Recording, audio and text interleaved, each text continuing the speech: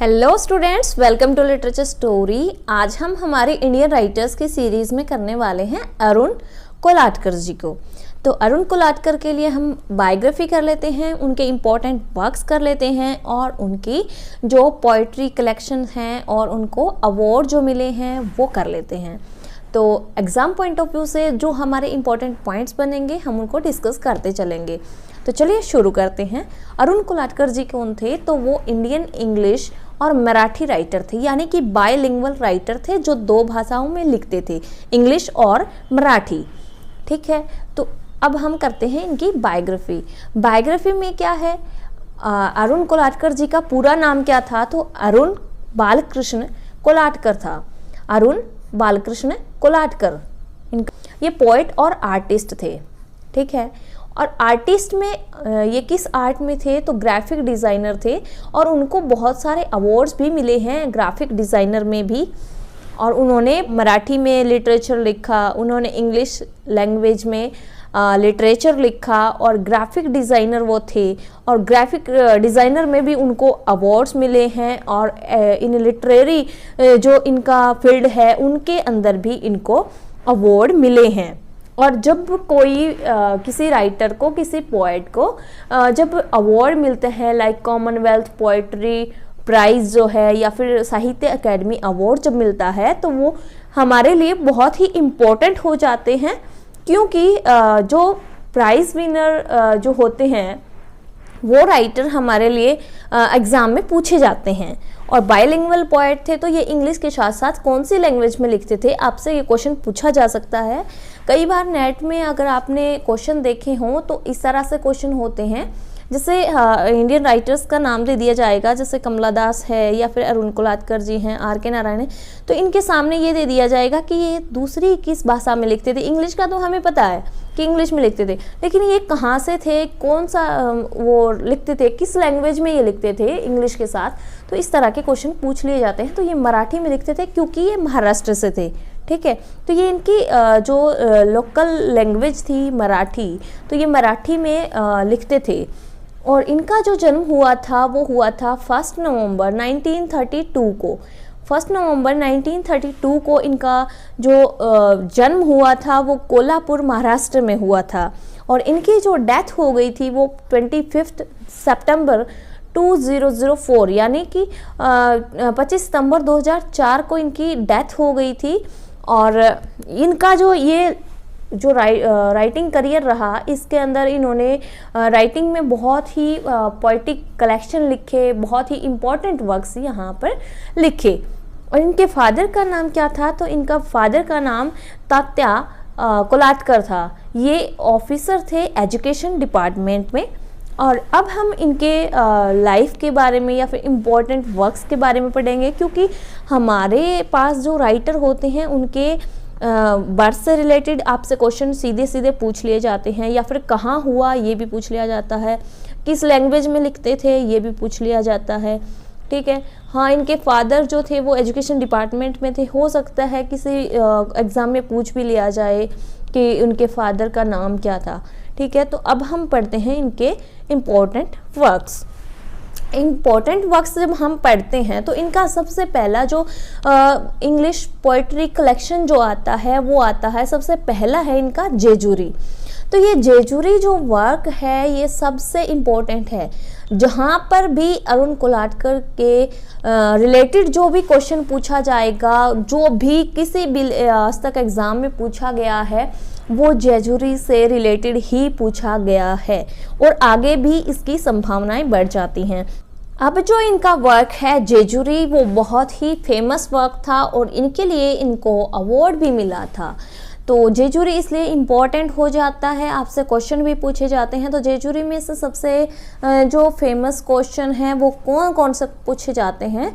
तो ये सबसे पहले जो 1976 में ये बुक की फॉर्म में आई थी और 1977 में इसके लिए अवार्ड मिला था। 1977 में इसके लिए कॉमनवेल्थ पोएट्री अवार्ड मिला था। और इसके अंदर ये पोएम्स हैं द बस इसकी पहली पोएम है। जेजुरी पोएट्री कलेक्शन की फर्स्ट पोएम है वो द बस के नाम से है। एन ओल्ड वुमेन और चैतन्य। ये इनकी कुछ इम्पोर्टेंट पोएम्स हैं, क्योंकि इसके अंदर इस पोएट्री कलेक्शन में 31 पोएम हैं टोटल। आपसे ये पूछा जा सकता है जेजुरी में कितनी पोएम्स हैं, तो 31 पोएम्स हैं। The boat ride, the boat ride क्या है, ये इनकी एक पोएम है जो कि नैरेटिव फॉर्म में है। फिर जो काला घोड़ा के नाम से एक पोएम जो है फेमस है, और वो फेमस पोएम है इन्होंने जो इंग्लिश में लिखी थी। और एक है सर्पशास्त्र।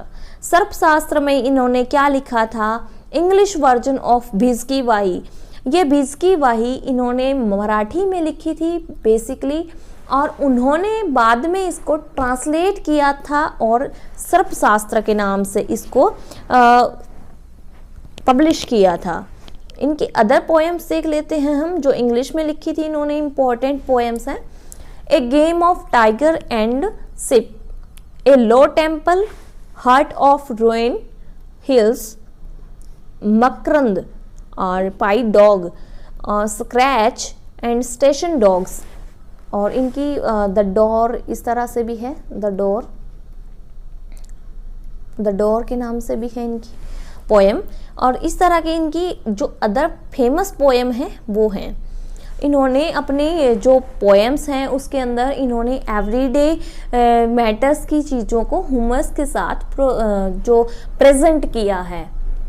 ओके, इन्होंने ह्यूमर्स उसमें दिखाया है। जिस तरह से ये जेजुरी में जाते हैं तो वहाँ पे कहते हैं कि ये जो जगह है वहाँ पर क्या है कि हर एक पत्थर किसी न किसी देवता से रिलेटेड माना जाता है। इन्होंने इस तरह से इनको रिलीजियस प्लेसेस को भी इस तरह से इन्होंने ह्यूमर के साथ जो दिखाया है, उन्होंने उनके ऊपर अटैक भी किए हैं। जिस तरह से ये प्रेस्ड होते हैं या फिर जो भी जो कि अपना एकाधिकार समझते हैं, उनके ऊपर इन्होंने भी अटैक किया है।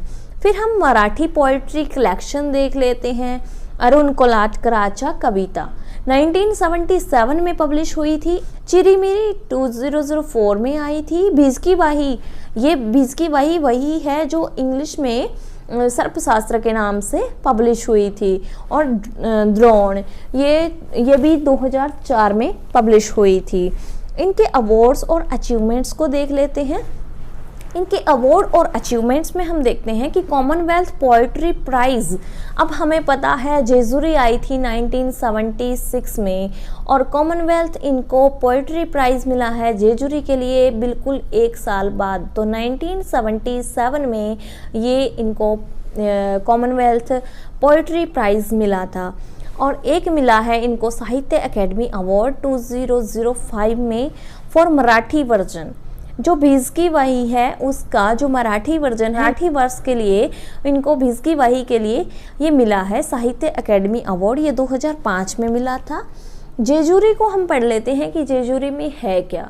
जेजुरी में एक ये क्या है, सीरीज़ है पोएम्स की, जिसमें 31 पोएम है। 31 यहाँ पर पोएटिक सीक्वेंस दिया हुआ है। जैसे हमने पढ़ा था द बस, तो द बस इसकी फर्स्ट पोएम है। ओके, एंड ओल्ड वुमेन, चैतन्य, इस तरह की इसमें पोएम्स हैं जो कि रिलीजन से रिलेटेड यहाँ पर पोएम्स हैं जेजुरी।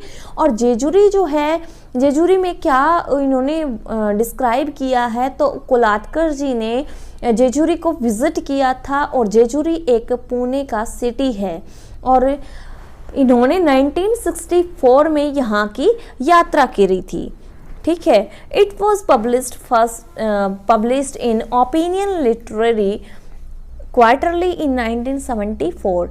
ये क्या कहते हैं कि ओपिनियन, ये पब्लिश हुई थी 1974 में ओपिनियन लिटरेरी क्वार्टरली। ये मतलब कि एक मैगजीन में पब्लिश हुई थी, बट इसको जो है पब्लिश किया गया था बुक फॉर्म में 1976 में। तो इसका जो पब्लिशिंग ईयर है वो 1976 ही माना जाता है।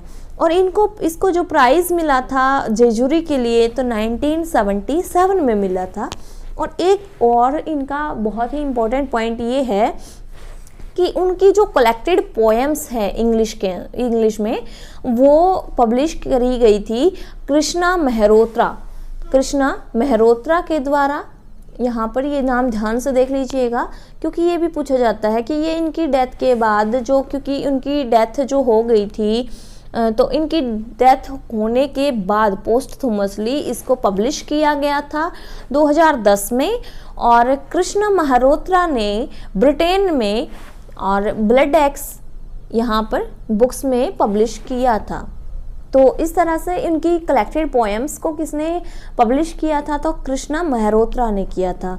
तो ये थे हमारे Indian writer Arun Kolatkar. Okay, thank you so much.